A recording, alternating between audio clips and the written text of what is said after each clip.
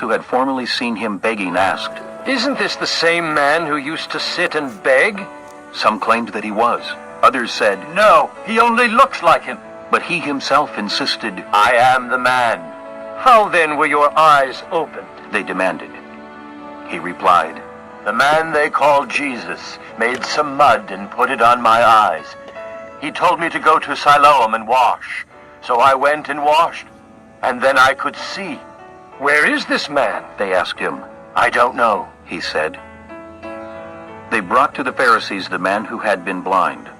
Now, the day on which Jesus had made the mud and opened the man's eyes was a Sabbath. Therefore, the Pharisees also asked him how he had received his sight. "He put mud on my eyes, The man replied. and I washed, and now I see." Some of the Pharisees said, "This man is not from God, for he does not keep the Sabbath."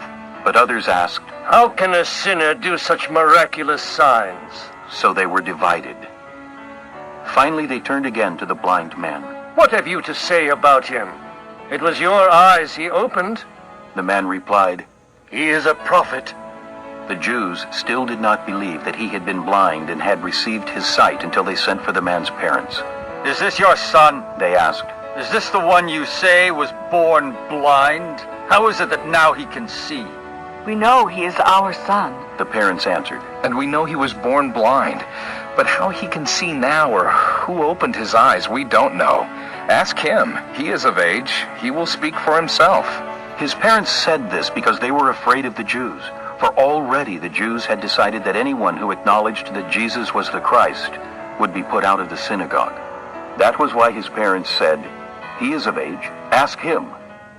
A second time they summoned the man who had been blind. "Give glory to God. They said. We know this man is a sinner." He replied, "Whether he is a sinner or not, I don't know. One thing I do know, I was blind, but now I see." Then they asked him. "What did he do to you? How did he open your eyes?" He answered, "I have told you already, and you did not listen. Why do you want to hear it again? Do you want to become his disciples too?" Then they hurled insults at him and said, "You are this fellow's disciple. We are disciples of Moses. We know that God spoke to Moses, but as for this fellow, we don't even know where he comes from." The man answered, "Now that is remarkable. You don't know where he comes from, yet he opened my eyes.